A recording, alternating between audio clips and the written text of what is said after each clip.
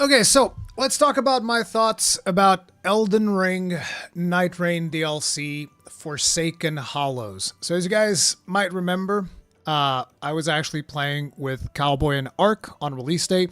Then we played with Ark and Wada yesterday. I plan on playing a whole lot more of this.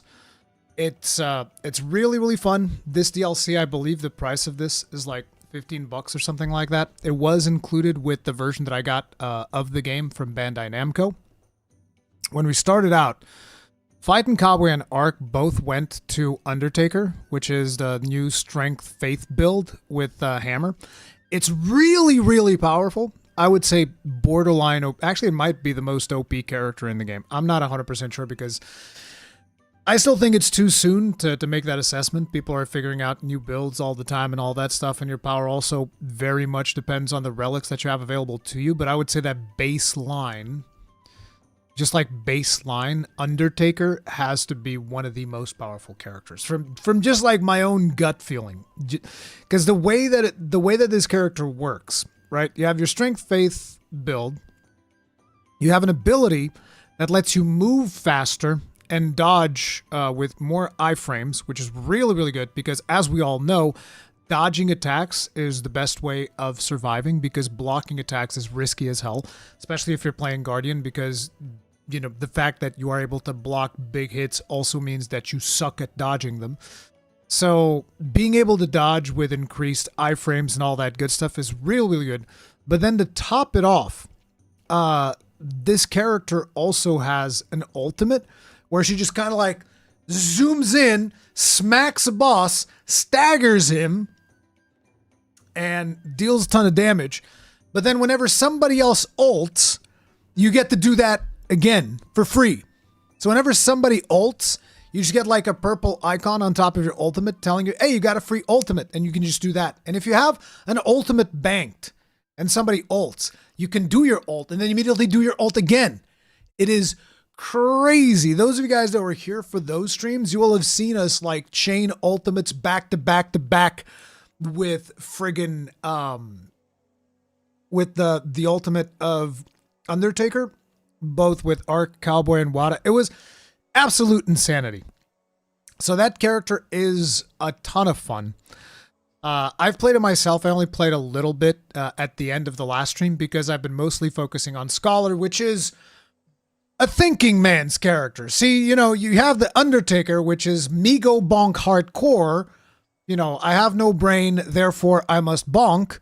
Then you have the thinking man's character, which is the Scholar that needs to like zoom in and analyze the enemies and give buffs and debuffs. And it's really fun. Scholar is also really fun. As a matter of fact, I got really into Scholar. Like, I think Scholar is a character that I enjoyed way more than I initially predicted. Because you're given buffs, you're given debuffs. Your ultimate also provides healing. It spreads AoE damage. With the relic that I got for it now, which I haven't gotten a lot of specific relics for these characters, so I don't know just how powerful they can actually scale. But the relic that I got for my Scholar is actually something that makes the ultimate deal damage over time.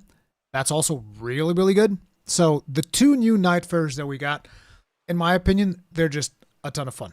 I've had a blast playing them. And by the way, gameplay footage that you're watching is going to be very suboptimal because it's literally our first run. Okay, so you're going to see us die. You're going to see us fail. This was the first run. We were learning two new characters and a brand new map, which is an interesting thing that From Software did where they're like, okay, there's a major shifting Earth event. And you just imagine, oh, so it's going to be like Crater or Mountain, or Noclateo, or whatever, right? Or Scarlet Forest. That's what you're thinking, right? Oh, there's going to be like this thing that happens somewhere in Limveld. That's not what happens. Whenever the Maging Shifting Earth happens, which is the Great Hollows, or whatever it's called, the name of this new map, it's straight up a whole new map, and it's a very different map. It is a smaller map, more condensed, with even more verticality than you have in Limveld. Way more verticality. And there's a lot of death drops. There's a lot of death drops. Probably a lot of people are going to be very frustrated that there's death drops. There's death drops. There's boss towers, which we actually did one of the boss towers. We didn't complete it, but we did like 2 bosses, I want to say. I don't think we did 3. We might have tried going for 3, or we might have just left after the second one. I forgot. But we did go to the tower. So there's like a ton of stuff to explore down there. I haven't explored everything in the map yet, not by a long shot. We were discovering new things just on the last stream still. So that was pretty fun. Unfortunately, you do have to spend the currency that you get from killing Everdark Sovereigns if you want to force this map to spawn. Which, in my opinion, I wish there was a better way of doing it. Because I don't want to be forced to like, oh, I feel like doing the new map. It's like, oh, I'm out of currency. I don't think that there's going to be a lot of people that are going to be out of currency unless you've been very irresponsible with the currency that you've been using. And by the way, people hear the word currency, they might be thinking, oh, this is like something that I have to buy for real money. No, this is stuff that you get in game just for playing. You can't actually buy, at least as far as I'm aware, you can't actually buy the currency for the Everdark Sovereign stuff, the Sovereign coins, whatever they're called. But yeah, you use that, you can jump into this map, you can start learning the map. There's tons of stuff to figure out here. Some of the remembrances take place here. I had to do a remembrance where I was like inside a tower going through with the scholar to do his remembrance. But so far, for the price that we've had for this DLC, and I've already put like, I think close to 10 hours, if not more than 10 hours into the DLC. Absolute blast, absolutely worth it.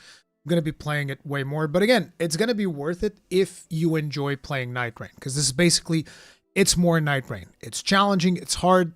We've already beaten the 2 new bosses. Only in normal. I don't know if this content can show up in Depth of Night.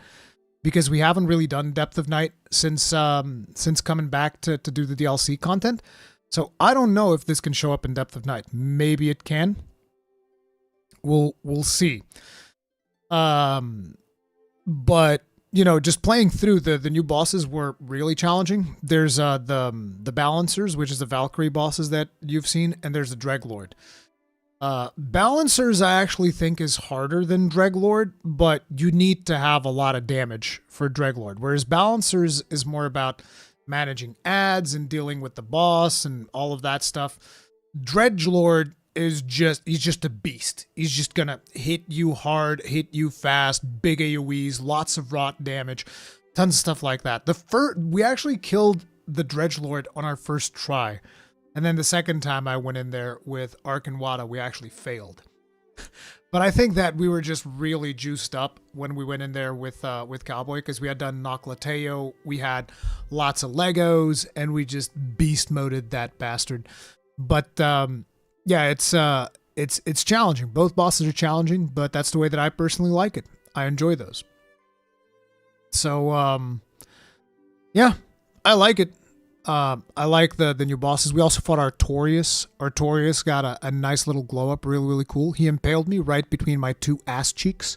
He got me with his sword, and then he like held me up in the air, shook me like a ragdoll, and then yeeted me far away. And Ark and Cowboy got a kick out of that because they were just looking at me being shaken like a ragdoll, like, oh, look at him, he's a little ragdoll. No, I like what they're doing. I'm actually sad because I think they've mentioned that this is probably going to be the last big update to Nightreign, which kind of sucks because I think there's so much potential for Nightreign that is still unrealized. I love what they've done with the game. And I know that for a lot of people, you guys are going to be concerned, but can I solo this content? And it's like, let's put it like this. If you can solo regular Nightreign, you can solo this content. If you weren't able to solo regular Nightreign, you're probably not going to be able to solo this either. I don't play this game for solo. That's just a thing. So that's why, to me, whenever people ask me, oh, don't you solo? No, I don't solo Nightreign because it's a game that was made for co-op. I've always wanted a From Software game that is made for co-op. Why would I now come in here and play it solo? It just seems like counterintuitive. I want to play this game with my friends. That's the way that I look at it, with my friends or even with randoms. I think you can still do this content fine with randoms. It's just not going to be as consistent as if you're playing with friends, obviously. But yeah. Personally, I enjoy it a lot. I think it's a ton of fun. I think if you like Nightreign, I think you're going to absolutely love this. I think that the 2 new Nightfarers are really fun. Particularly Undertaker. I think a lot of people are going to absolutely love Undertaker. I think the Scholar is going to be a much more less picked class.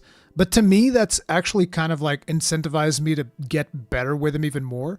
Because I think that the Scholar can pull off quite a few clutch moves. The way in which you do the analyze thing and you buff yourself, and that acts as a parry if somebody's about to hit you. I think that there's a huge amount of skill that you have to using Scholar appropriately, choosing when to debuff, when to buff, and I think that I haven't even begun to scratch the surface with that. But I also think that Scholar is a character that works mostly for solo, even though he can pump damage. He's got S scaling in Arcane, so he's an absolute beast with frosts and bleeds and all of that stuff. As a matter of fact, I have a relic. I think it's from one of the Everdarks. It's the yellow relic from Caligos, I think, where it changes your starting weapon art to Chilling Mist, and then gives you something that conceals you whenever there's frost in your presence, and that is just so good. Like you can even just play through the game and fully upgrade your main weapon, and probably still be bumping deeps, even on the Nightlord. I don't know, because usually I end up swapping because I end up getting like an Anspur Rapier or something like that, and playing Scholar with like the double poking sticks, double rapiers is just, it feels so good. You're just like stab. And you get like that counterattack bonus if you're able to score that among the power-ups. Bro, it's so good. It is so good. But yeah, that's a ton of fun. There's lots of stuff to explore, lots of stuff to still learn about it. I'm sure I'm going to be talking more about it and streaming it more. But personally, I recommend it. I think that if you enjoyed Nightreign, this is going to be right up your alley. You're going to enjoy this too. But yeah, those are my thoughts on Nightreign currently, and they will probably evolve with time as we explore the new map more and learn more about all of the new content that is in there. Because I've played 10 hours. I feel like we've just kind of like scratched the surface. Sure, we've done the boss fights and all that, but there's still more things to learn in this map, because I'm not looking at any data mine stuff or anything like that. So yeah, funsies.